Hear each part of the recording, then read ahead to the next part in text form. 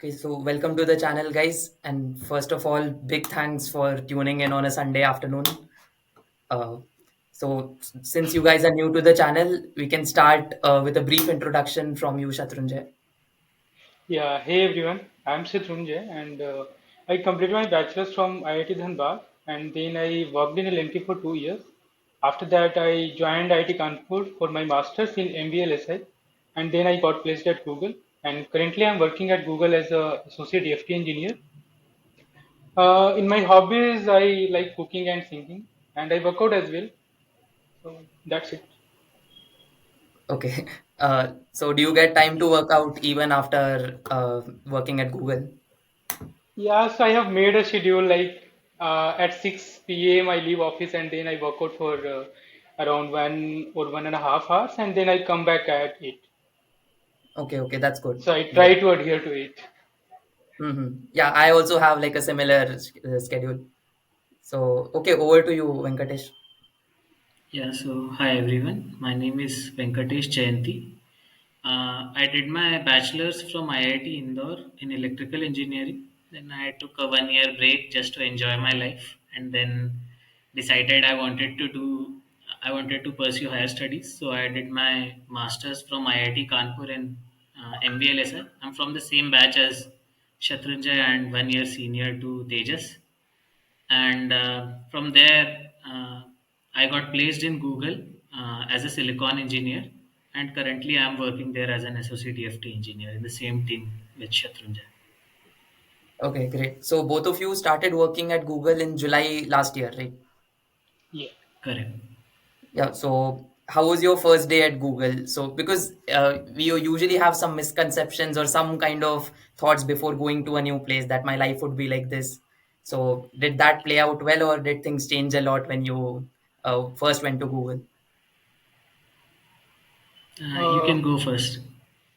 Yeah, okay, so first day was orientation kind of thing, so nothing major. I think I did not meet even my team.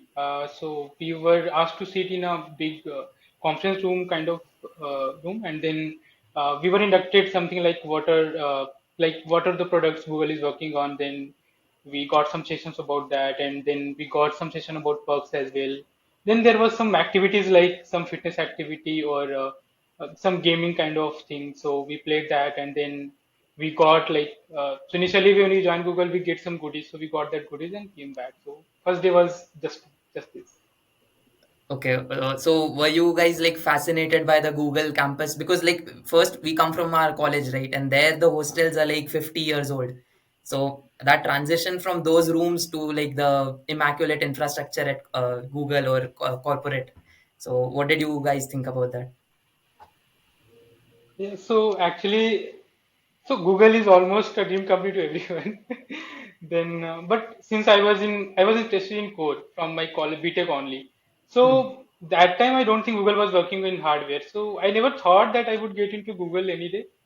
But then things played out very well, and am finally at Google. And yeah, and like I didn't expect anything other than, I mean, the infrastructure is good either, but nothing nothing major. Oh, Like okay. I did not expect anything. What about you, Venkatesh? Yeah, so I joined Google like 15 days after Shatrunjay because of my Oh. thesis issues, as you already know. But Mhm. then when I joined Google, my experience was slightly different. The activities were a little bit lesser, the talks were a bit longer, and I did not have an orientation like Shatrunjay had with the team that he Mm. was supposed to join. And it was actually Shatrunjay who told me which team I'm joining and which sub team I'm in. And then Mhm. I personally messaged the manager myself, and then after some time he told me that who my manager will be, and again turns out that Shatrunjay and me had the same manager at the time. Oh. And yeah, lots of coincidences, and it was a fun day. I was extremely nervous. I was very nervous because I'm like, unlike Shatrunjay, I have not been to many new places to live there. So I did my I am from Indore basically, and I Mhm. did my bachelor's from Indore as well. So for the Mm. first 21, 24, for the first 22 years of my life, I have stayed there only. So then I joined IIT Kanpur, but it was COVID, so I only stayed there for a few months as well. So not a lot Mm. of experience living at new places, living completely alone. So yeah, I was extremely nervous, and it did surprise me quite a bit. The way the offices were arranged, because I come from a government family, like not a Mm-hmm. government family, but working class family where everyone works in the government, and we have government quarters. And I've been to quite a few government offices, and mine is pretty much the most posh, one of the most posh government colonies out there. Mm-hmm. Yeah. Like it's the Department of Atomic Energy. So and even when you go there, everything, like the infrastructure, the construction looks very old. Even if the Mm. building is new, the way they create it, the designs and everything is very old. Like you just don't Mm. feel like sitting there. But like one interesting thing that I saw in, at least in Google, I have not been to many other corporate offices, is that the offices are created such that the environment is a bit pleasant. Yeah, So that's true. lighting is pleasant, and tables are very nice, very big, and height adjustable. So I have a Yeah, green yeah. sole office chair, but when you suddenly sit on it, there is no uh, dampening Comfort. effect. Oh, right. But Okay. in the office, the chairs that are present, when you like when you just jump on it, so you don't feel it on your back. It goes down slightly, and then dampens the effect of your fall.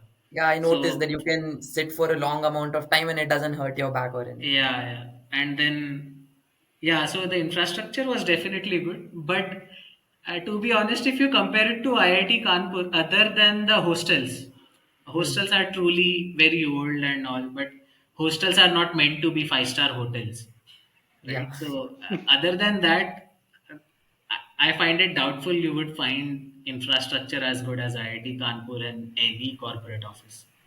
Like, Yeah. I think it depends on your choice also. Like if you like greenery, then IIT campus is any day better. But like if you Mm. like tall buildings, then obviously you like Bangalore also. true, Yeah. I'm Yeah. not speaking in terms of tall buildings, but if you, let's say, you're looking at sports facilities, so then the badminton courts, which you might find in, uh, for example, Texas Instruments office where you're working, is definitely not going to be as good as in IIT Kanpur. And not just that. So most people have space issues, right? Most companies, they can't just create a Yeah. Yeah. True. 1100-acre campus, so they can't provide as many amenities. They have to club everything into one. But in That's right. IIT Kanpur, we had everything separate football ground, cricket ground, hockey ground, volleyball courts, badminton courts, 5 badminton courts, wooden Yeah, basketball the courts. facilities at Like, IITs are unparalleled. You can't match those, yeah, obviously. yeah. I find it doubtful you would find something like that in That's any true. corporate office in India. So you guys mentioned about the perks. So some perks are pretty obvious, but what was the most, the most important perk that you feel that it actually enhances your life? Like maybe free food could be one because when I was in college and for the first time I heard that Google offers free food, I went crazy. I was like, what? Like you get unlimited five-star type of food every day? Yeah, definitely. So not just like free food is not just could be one; it is the one. Like it is the one. It's insane because the amount of convenience it gives you, because you get breakfast, lunch, snacks, dinner, everything. So if you don't Mm. want to cook, you can have everything in the office. And are there healthy options as well? Because you can't have Yeah, those. quite a few. Yeah, everything is there. Like, so, my manager previously worked in Qualcomm, and Qualcomm also provides free food. But Right. I, but and then he shifted from Qualcomm to Google, and he says that the food in Qualcomm was not great. But Mm-hmm. Google truly gives a five-star buffet to you. Like, Uh, it's not very spicy, to be honest, which I miss because I'm from Indore. But in terms of convenience, it's insane because you Yeah, have yeah. too many choices, too many free options, and yeah, you can eat all the time. And then like we have three cafes at three floors, and each serves different cuisines. So you can have like Chinese if you want, and then pizza is also served over street food, and then uh, the Continental. yeah, continental is also there. So you have lots of options. And then other perks in that I like cabs very much. Like they provide free pickup and drop cabs every day. Mm. So that I like very much. Like it's very useful to in Bangalore. And Yeah. then one other thing I like is like at Google is getting a lot of products, right? So you Mm. can get to taste products which are not released. Like I could Oh. not disclose it, but I was Mm. dog fooding. We call it dog fooding. So I was dog fooding Pixel Late from like March last year. It got launched in October. So that was like pretty amazing. By the way, I noticed both of you have a Pixel, Google Pixel. So does Google give some discount or do they give a phone to you guys? So they give Uh, a phone each year. So like you can get it refreshed every year, and that's completely free.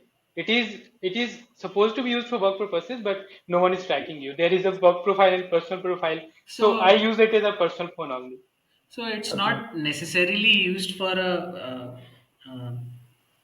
corporate purposes only. Like the phone is given so that you have easy access to your messages and everything, right? So there is a Mm-hmm. separate work profile which is monitored, but a personal profile is not monitored, and you can do whatever Okay, you yeah, want. So that's you great. can So that's an completely use additional it as perk. a, yeah, like you do get pixels uh, for free basically, Yeah, and and you Pixels can are like refresh. almost like an Uh, iPhone. They're in the same range, right? It's just the OS difference. yeah, Yeah, and so they're providing the pro version also, which is almost Oh, like 80,000 for. yeah, they are providing pro version. So I think oh, that's everyone great. in my office has pro versions only, right? Mm-hmm. And yeah, you can definitely. So I have always been a Xiaomi kind of guy. So I've always used cheap phones like 15,000, 20,000 max. Mm-hmm. And then for the first time, I got Pixel 7 Pro this year. And then I used it and I immediately realized the difference between screen quality, video quality, like Yeah, camera quality. that's a Everything is, massive upgrade. yeah, it's a massive upgrade. But if you are already using iPhones or S22, S23 Ultra or Yeah, yeah. something, then it might not be a big upgrade. But for something that you are getting for free, it's a lot of fun, and Mm-hmm. you also get to test lots of new things in the since it's a corporate phone, you have higher access to Right, things, right, right. and Got it. you can enjoy, not Yeah, yeah, I both got it. enjoy and test a lot of things. Yeah, it's a lot of Okay, fun. let's rewind a bit and let's get back to how you guys actually cracked or got placed into Google, and how did our college IIT Kanpur play a role in that? So were you guys specifically targeting Google from your initial days, or I mean, what was it like for you guys? Maybe Shatrunjay or any one of you Yeah, who can yeah, go first. Shatrunjay, you can go first. Yeah, so it was not like so actually when I joined, so before I had to appear in placement in 21, and it came in 20. So it was like before it used to come alternate years. So even we was not like I was not hoping that it would come this year, but luckily it came. So it was not like I was specifically preparing for Google, but then like cracking for Google was few like very huge thing. So I prepared for all the digital profiles. I was not interested in analog, so mostly I studied Mhm. digital only. So regarding so at IIT Kanpur there are not much digital courses. So I had to learn a lot from NPTEL courses. So to name a few, there is one IIT Madras course for digital, and then Indrajan Gupta has multiple courses on physical design. DFT is also covered, a bit of DFT.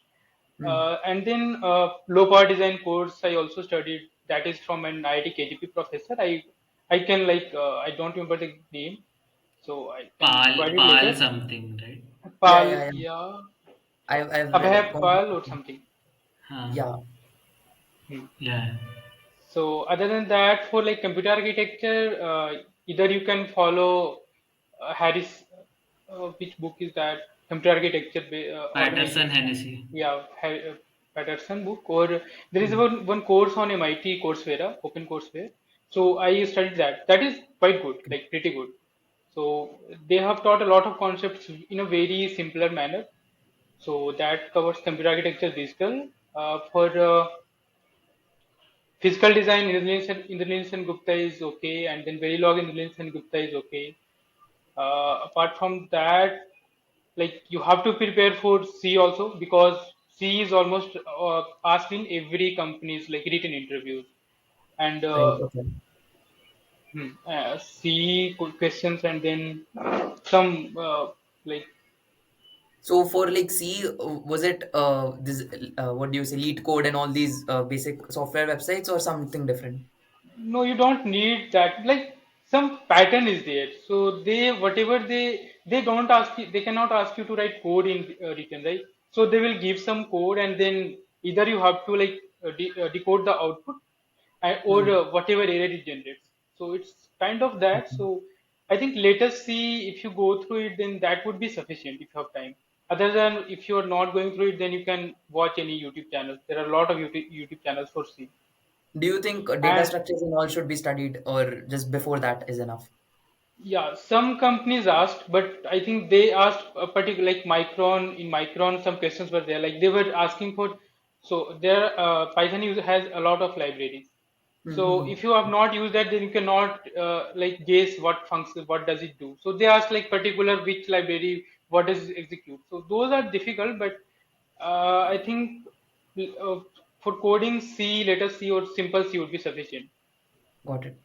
And if I'm targeting Google, then yeah, I think coding helps.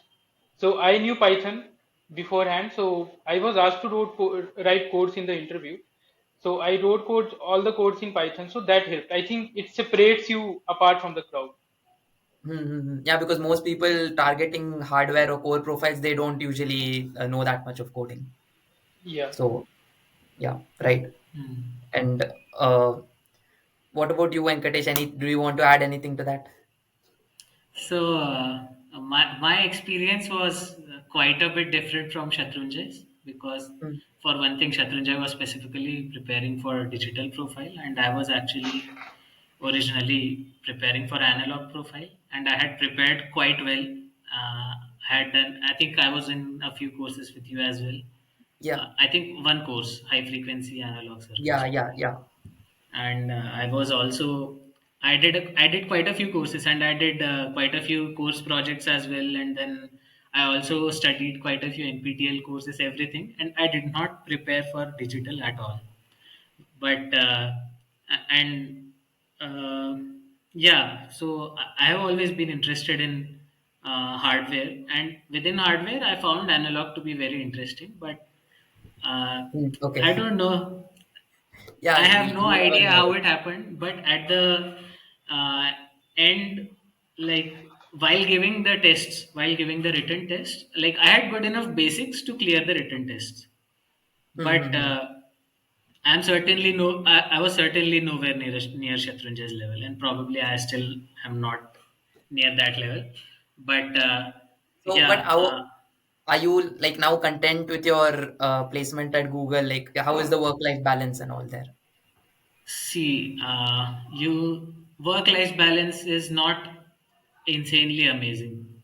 Uh, Mm, like it's decent. So sometimes the work-life balance is horrible because you are working during the day in the office, and then you come home and then you keep working all the way until midnight or 1 or 2 a.m. as well. But that just to depends on the interrupt, day. sorry to interrupt, but is it like, do you have to work on your own because you feel like it, or are you like forced to work because of your manager or No, whatever? no, no, no, not forced to work. So the work culture is good, but the Mm, mm, work life balance is not good. So okay. basically, you have enough work that you cannot finish it within inside the office itself. Mm, Maybe some very experienced people like the managers and all could possibly do it because they are extremely experienced and they don't take as much time to do the same thing that we take. mm, But right. otherwise, for example, for people like us who are freshers, or now we are 1.5 year into the job. So certainly it's gotten a bit better. So now we know all the flows and all. So it's gotten much easier. So it takes much less time to do the same thing that it used to take many hours earlier. But Okay. now, even then, you do often have to work from home. But it after working in the office, but it depends on the days. So sometimes you are completely free for 1 week, 1.5 week, 2 weeks. You don't have Mm-hmm. much to do, Right. and sometimes you have a lot of work. So I think it balances out. So I mean, a lot of things depend on the team also. So, like in DFT, so we start from the RTL phase itself, and we have worked till netlist also, like GLS and all, gate level simulation. So, I think DFT is busy all the time. But those who are in design, so they get free after once RTL is finalized, and get around 1 month of like free time. After that, they have to start. Like this is the general. This is not a hard timeline, but then they Mm-hmm. have to start on the next tip, so they get a free time. In DFT we don't have that. And other problem is like we are at working at a social level, so our runtime is quite huge. So like some of our runs takes 12 hours, 24 hours. So what manager would say is just fire the runs in the night. If you like, if something is failing and you like debugged it, other than that, just fire the run, keep the result ready, and then we can debug it in office. So those kind of works are there. And if you're Right. firing one run, then you need to monitor it, like if it is not failing before firing, like getting the Uh-huh. job run Yeah. itself. So those things you Yeah, need to Could you monitor. that So happens a lot. mm, briefly explain for the viewers what exactly DFT is? Because I see jobs related to DFT engineers. Many of the viewers might not know what it actually is. yeah, so DFT is the full form is designed for test. So it is basically what is like we are. So initially the design was not that huge, right? So we had Mm. some like 100 or something thousand of transistors. So it was very easy to test and debug like what model is causing the error. Now design is having billions of transistors. So if you just like design the functional part, they can then. And since we are working on the latest nodes, so there are a lot of like probability of getting errors into the chip, like some Manufacturing defects or process manufacturing defects, variations. because the technology itself is not matured enough. And Mm-hmm. still there are so so what we do is we design some test, so it makes the testing of the chip, fabricated chip, very very easy, or like time efficient, or we can detect it. So what we generate test vector. So what it does is like it will generate any structural defects. We don't care about the functional thing. We detect vectors to like generate to test any structural errors. So like there is some sort which was not supposed to be sorted, but there is one sort. Then the output of the stimuli will be different and will not match the golden thing. So that means the chip is not working as expected. So we Mm-hmm. discard the chip. And so there is one circuit like scan chains and all. So scannable designs, you can search it online. So we kind of, so there are a lot like hundred of flops. So normally it is not observable. We say that. So if you like include one mux before each of the flop, then there is an alternate path. So you Mm. can serially shift in and shift out. It a whole chain is working as a shift register. So we do that, and there is a lot of other circuitry as well to uh, like feed the patterns and all. So all those circuitries are the part of DFT. Okay, okay. Then there is also Venkat, self repair and self test logic as well. Mm-hmm. So embased and visor. So Is there basically any? all, Yeah, yeah, yeah, go go on. ahead. Sorry.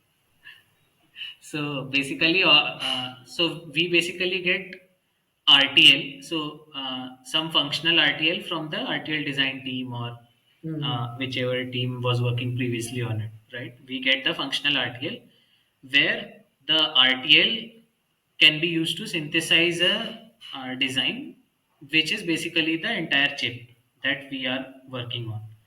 Mm. But it cannot be tested very easily, as Shatrunjay already said, right? Billions of transistors, and let's say some random flop or something fails inside. So the it's basically impossible to find which one failed, and then you will not even be able to analyze. So Hmm. so we have the RTL. So what is done is, as Shatrunjay already said, right? We have scan chains and visor and everything. So these have their own RTL code. So these are appropriately inserted inside the functional RTL. Okay. So basically, so now when you synthesize it, you will have the functional RTL which was originally supposed to be there, which we Hmm. originally got from the RTL design team.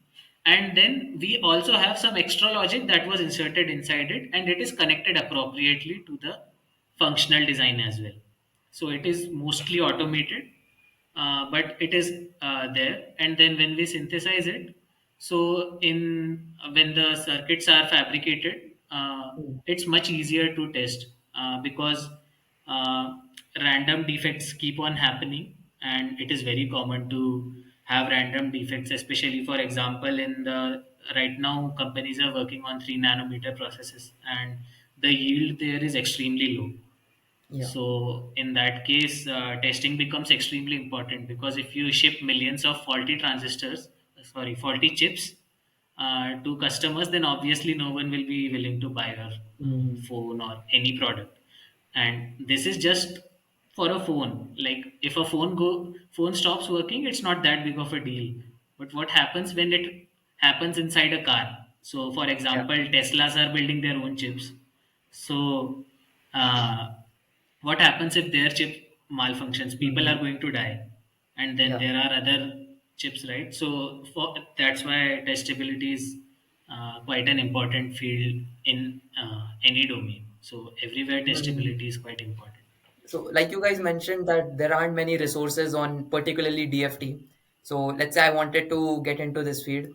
Apart from all the other resources that you already mentioned, is there anything specific that comes to your mind that I can study, or is there any recommendation from you guys that if I study these kind of topics, I would be well off at my job as a DFT engineer? So, like, I think in DFT, whatever is taught in books, I have read some books also. So, Hmm. it's not at par with what we are using in the industry. So, you can get a basic idea of DFT, but actual thing you will learn while working on any chip also only. So, Okay. it is not like I have read a couple of books. So, that some books might have explained it, which are newer, like newer revisions and all, but I don't think there are much resources. So while working or using some tools are there which we use to insert the DFT and all. Like Tessent has tools, Synopsys has some tools. So Hmm. regarding those documentation can help one thing, and other than that, you can get much exposure only in working in a company. Okay. Uh, I think reading books is quite important in general, because if you don't know the basics, then you won't be able to understand the what's going on in the industry as well. But truly, like it is true what Shatrunjay said. Quite a hmm. lot of, so most of the books that are available are very old, and they are not on par with what is actually going on in the industry. Oftentimes, there are some books, some research oriented books. For example, you must have seen similar books, right, in device physics as well while doing MTechs. Yeah. So each chapter is written by a different author or Yeah. something, Yeah. Yeah. and they are more research oriented. So those are much more modern, but obviously it's not that it's those books are not that easy to read. So And when you guys started working on the job, did you guys like go through some training for this through Google, or how did you like learn on the job? no, So one thing is we are still learning. There Ah, is a yeah, that's lot of what I things, mean. like it takes time. So I mean, actually we were not provided that much of training directly, but I think with each new batch, I think some training is being provided slowly. So that's not that big of an issue anymore. But still, uh, so Google is relatively new to the hardware domain, Mhm. especially in chip designing, right? So it works more like a startup than an established company. So it's basically a startup with good funding. Mm. Got it. So yeah, so in startups you don't get that much training. You learn on the go. So basically, your manager already knows that you don't know too much, right? So then Mm. they will give you some work, and then you will start working. But obviously, you won't know anything. Okay. So, and then they will tell you that there is another person who did something similar earlier. He is much more experienced, so he will help you out. So Mm. you first read some documentation, you start running things, you work on things, and then you keep getting stuck again and again, and then you keep asking other people who have already done something similar, what's the right process, and then you do make mistakes, but that's what managers are for. They review what Mm. you have done, right? So Right. then this keeps on going, and then yeah, slowly you start learning. It's not easy to learn without communicating with others. That's for sure. Mm. Yeah, yeah, that's true. And And in Google, the people are very helpful. Like, but true. whomever you ask, they will help. Even our managers. So we were doing one job. We both were. So our managers, like he's at least 3 or 4 levels higher. He took 1 hour session even in night when we face problem. So people are very helpful. So in that way, like whomever you ask, they will help you. Yeah, and that Mm. session was not even like everyone is completely free, so let's take a session. It was like we had the tape out date very close, and the deadlines were extremely close, and we had to give finish some work by tomorrow or day after tomorrow. And today we started telling him that we did this, and it was completely wrong. So Mm. instead of helping us debug it, he first debugged it himself, then he took a session on what's the right procedure to debug. How do you start thinking about Mm. how to debug, what to debug, how to think about things, and then how did he debug it so fast compared to us?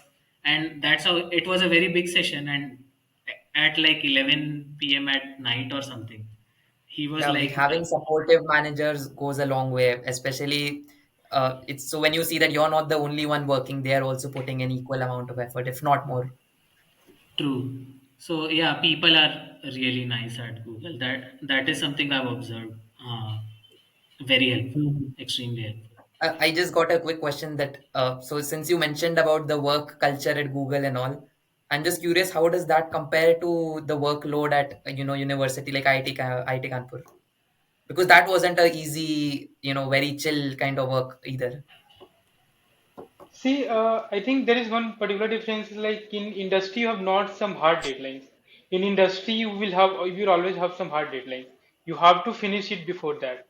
So that is Mm. one major change. And then here also, like you can choose to work on Saturday, Sunday, but you have to go to office daily. And in university, if you're working on your thesis, then you might not choose to work on Tuesday or Monday, and you can compensate that on weekends. So you don't get the flexibility in industry. So that is one Mhm. difference. I Right. Uh, I personally felt that the coursework was extremely rigorous at IIT Kanpur. It was definitely not easy at all. A few courses were easy, but I Yeah, was yeah. mainly interested in analog, and I think you already know how Device difficult modeling, they yeah. were. Yeah. Yeah, device modeling, analog devices, everything was like extremely difficult.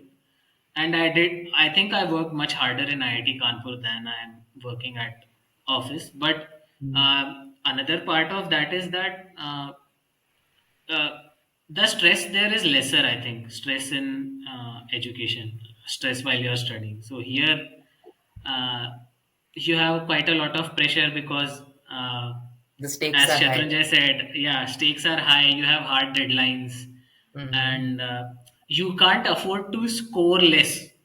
So Yeah.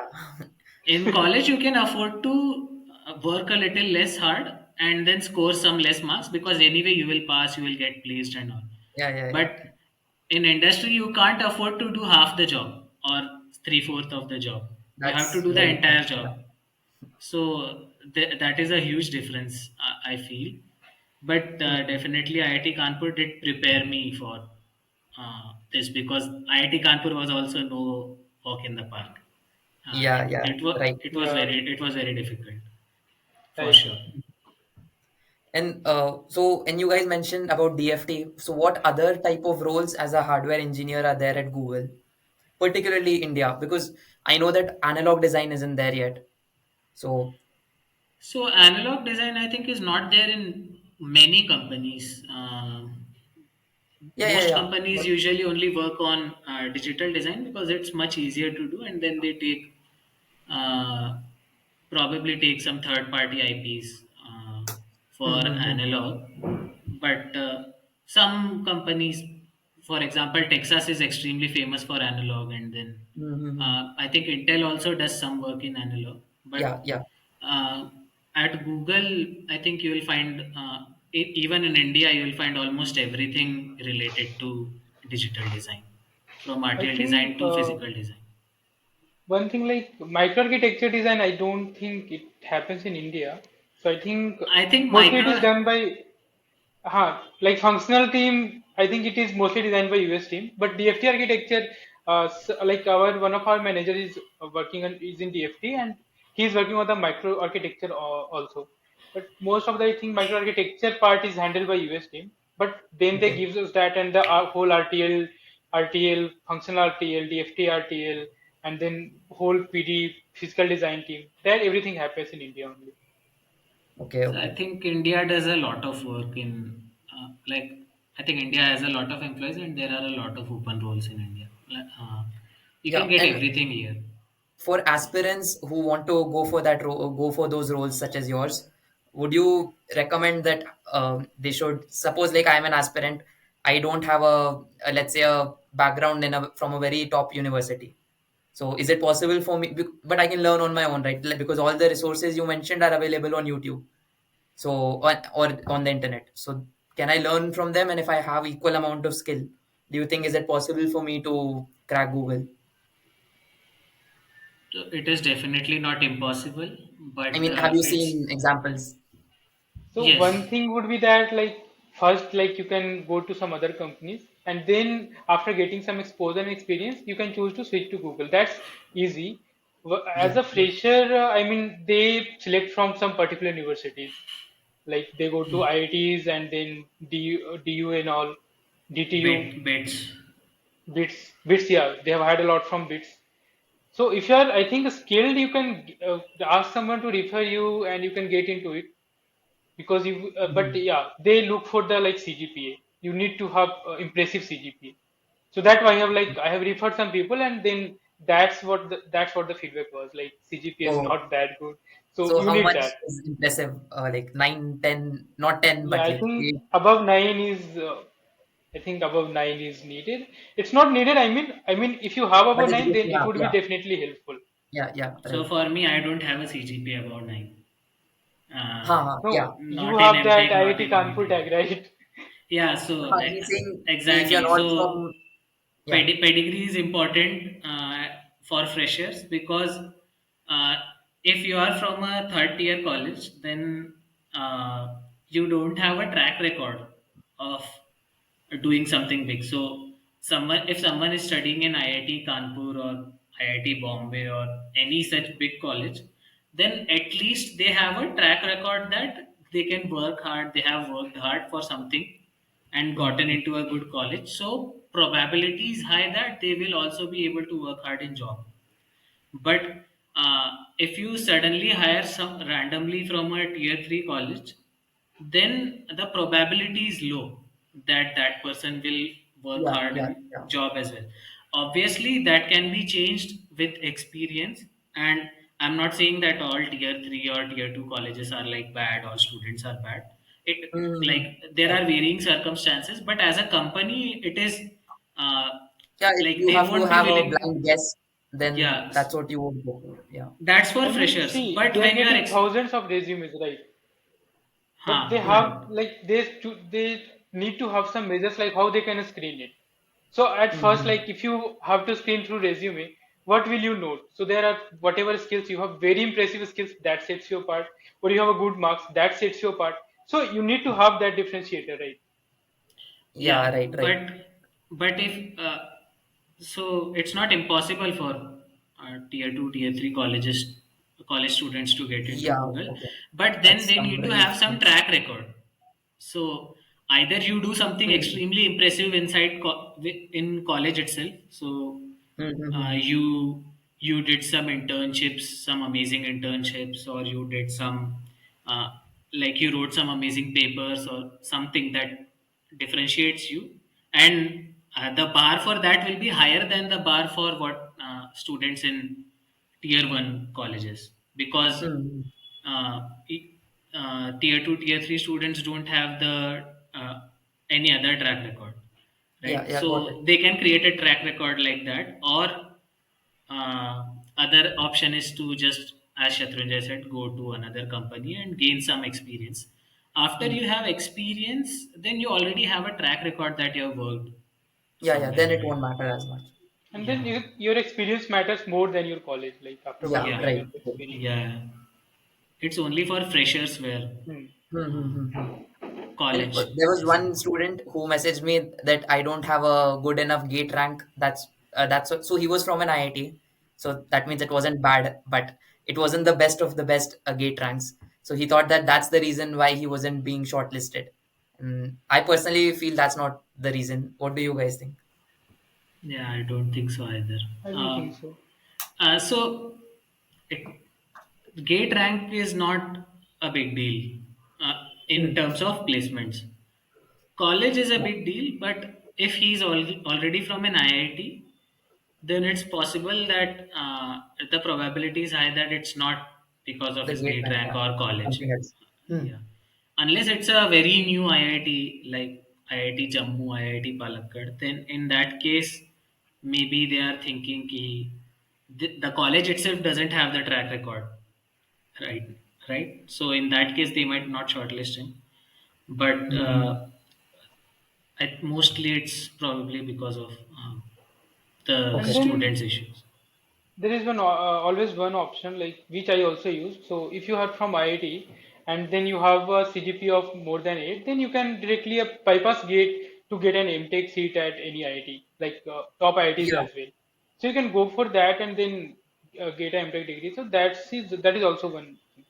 Hmm. Yeah, definitely hardware companies prefer students who Masters. have already done masters or PhD Yeah, yeah, compared I to was gonna come to bachelors. that because when I was doing my bachelor's, so as you guys know, I joined as a bachelor's and later I converted to a dual degree. Yeah. So there was this dilemma that should I do a master's because I could apply for the same job even after bachelor's. So is it worth it to do a master's? What do you guys think on that? So for you, I think it was No, definitely no, not worth for it. me. Like in general, if someone's watching and Um, especially in this domain like hardware. So I would give my take first. I personally think that a master's is quite useful if you're going for core profiles. And what do you guys think about that? I mean, I think it's more like if you have that kind of exposure. Uh, so the thing is, like most of the bachelor's guys, they choose to be in software, or they work for 2 years and then they go for masters. Mostly do that. So Mm-hmm. that's what is one of the trend. So I think if you have like courses and all, if you have done anything, you know things, then you can apply for bachelor's. Anyway, you can always apply after bachelor's. But yeah, having master degrees anyway helps. Always helps.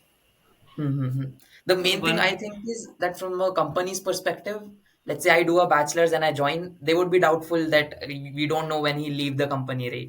But a Yeah. master student, the probability is much lesser for him leaving And then because exactly, in that's what like I was in going to especially in say. hardware, they invest in you much. Like in the initial years, it most probably they will not be getting any productive things from you. So they will be investing in your trainings and everything. So they want to bet on the person who remains, who stays at right, least. right. That's true. That's definitely true. Also, in general, also masters helps quite a bit. So in computer science, the barrier to entry is very low. Not Mm-hmm. computer science, in software engineering. Computer science is Mm-hmm. a vast field, but Broader term. Yeah. yeah, but in software engineering, the barrier to entry is much lower, and you can.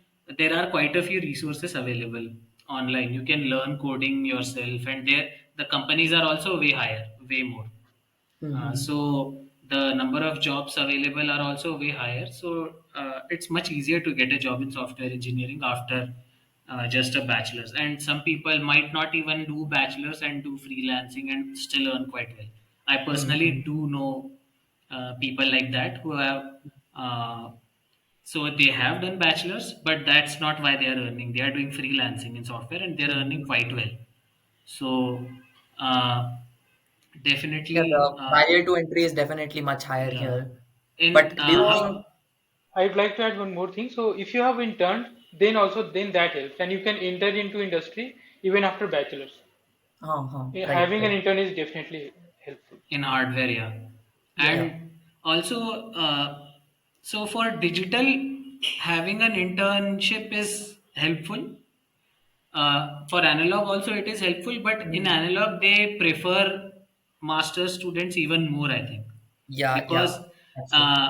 the most of the stuff that you are going to learn in a digital domain job, you are going to learn in within the first few years of your job itself. You're not going Mm, to learn them in college. But for analog, it's a very different scenario. So you learn yeah, quite a few things in masters. So the level of courses in bachelor's and masters is kind of quite different, and the things you study and the way you develop your intuitive thinking for analog is very different. that's So definitely true. that is Yeah. definitely helpful in an analog profile job. So Mm-hmm. Yeah, yeah. that's true. Okay, great. So we covered a lot of things already. Uh, is there any particular advice you would like to give to any aspirant who's watching this video? Let's say we are talking to the 3 or 4 years older Venkatesh or Shatrunjay. Is there any advice you would like to give? So I'd like to give one more advice. Like, so a lot of time, even in my bachelor's, I have heard a lot. GPA doesn't matter, but it matters. It matters a lot. Yeah. So please don't be too negligible about it and focus on your courses.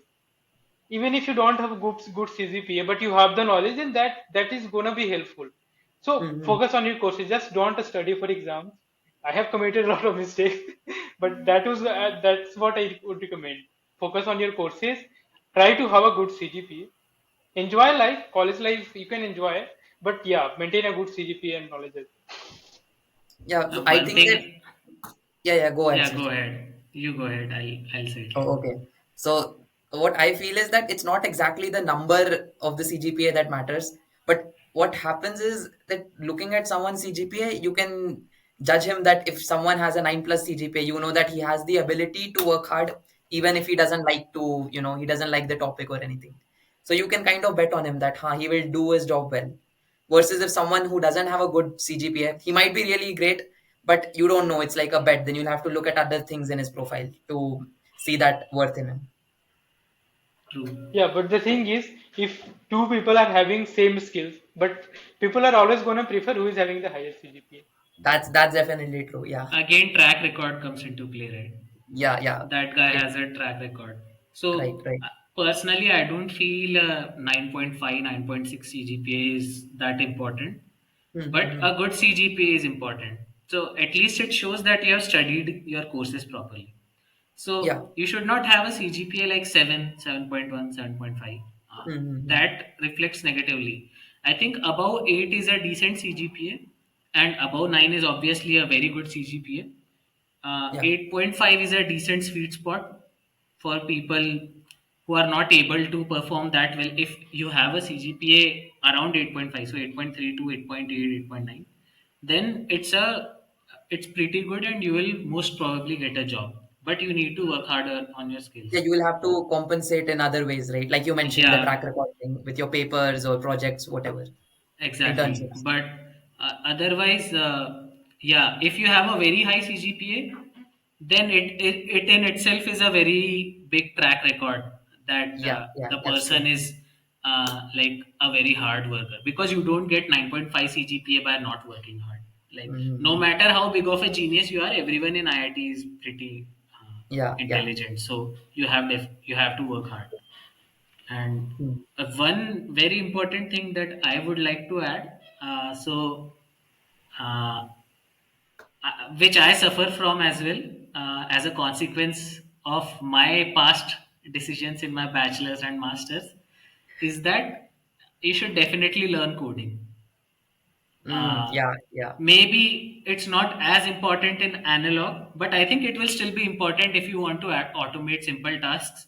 But yeah. It helps. in the yeah, in digital domain, coding is very important. So I have always been I have never been interested in coding. In bachelor's, uh, I got a very bad score in the first year computer science course that is compulsory, and then in placements, most of the companies that were coming to my college were all software domain jobs. So I did not even sit for placements.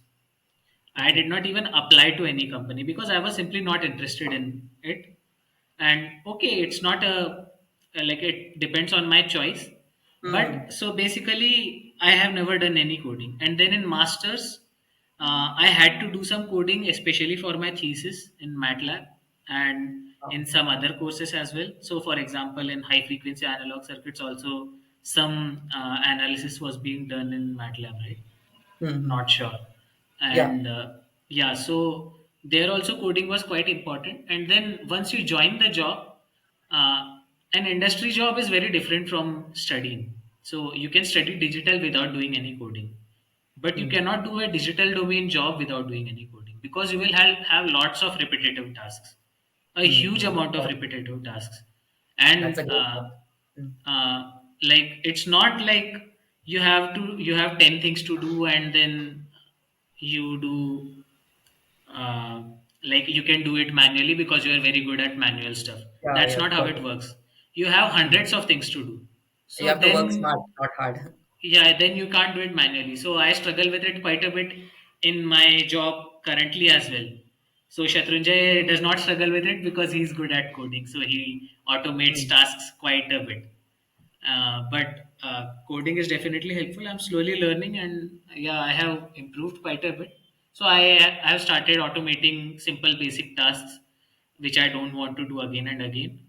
But yeah, coding is very important. Got it, got It's an advice not just for people appearing for digital domain. It's an advice for yeah, in general, people for hardware any people. domain. So Hmm. not just hardware.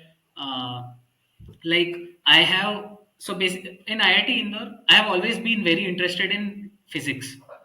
Okay, Hmm. so in IIT Indore, I had good communication with a couple of professors at that time. I have not contacted them in quite a bit, but they were like one was working on string theory at that time and all uh, Hmm. uh, pure physics, completely pure physics, and in astrophysics domain, they were all working in astrophysics domain. But if you go to their LinkedIn profile right now, you will see that they have written data analysis at a higher like priority than astrophysics. That's how important coding is. Even they Ah, do more coding than me. Like that's got how it, got it. important coding is. Like people do coding in every domain, from astrophysics, hardware to software, obviously analog everywhere. So It's like it's a very helpful. necessity now. You have to adapt with the world. Yeah, exactly.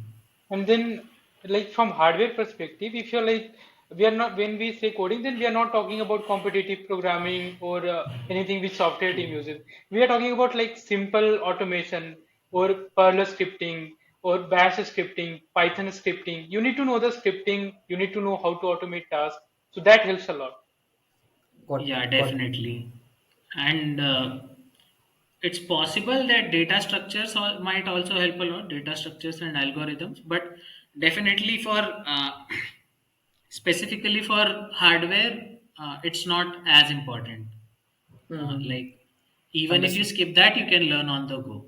But But like even if you're scripting, like learning basic Python, then you would know the dictionary list and all. exactly, those things Hmm. you will know automatically. And Yeah. I only use these things only, dictionary, lists, etc. I don't go to much higher data, like data Yeah. Hmm. structures and all. So Okay, okay. basic scripting Great. skills are very necessary. Hmm. So we use like Bash scripting is useful, Python is there, Tcl, Perl. So these four languages are there. You can choose any one of them. And the point is like if you know any scripting language, then it is easier for you to learn others if your company uses that. Hmm. Right. True. Got it. And it's also a great addition to your resume because the companies also know that how Huh. important coding is. So the student doesn't know how important coding is. He might have just done it because he wanted a software job, but he didn't get any. So he also tried for hardware because he's from electrical or something. But Mm-hmm. if you add it, the company knows that how important coding is. Okay, okay. So it definitely reflects positively on your resume as well as in your interviews. So Hmm. this was one negative point in my own interview. In my own Google interview, I did not know much coding. I could think of algorithms, how to do things, but I did not know how to write it. And if you can't implement something, then it's But pointless. I think that saved you because you could at least think the Yeah, at algorithm. least I could think in the direction that what algorithm needs to be used. But it saved me definitely. But it was also partly negative on from my side, right? So Mm-hmm. my image was negatively influenced because of my lack of coding Hmm. skills in the interviews. Okay, okay. That's a good point. Okay, Yeah. so it's been like 56 minutes already. I think I've massively exceeded your time limit. So you guys would have been pretty busy and you took out time on a Sunday afternoon, like I said. So I think we'll wrap things up now. Do you want to add something or is it's fine? We're good to go. Yeah, I It's think we fine. are good to go. Like, we had a Okay. great talk today. Yeah, I'm sure people I would enjoyed it. definitely get a lot of value from this conversation. Thanks a Yeah, lot. thanks. Yeah, thanks. See ya.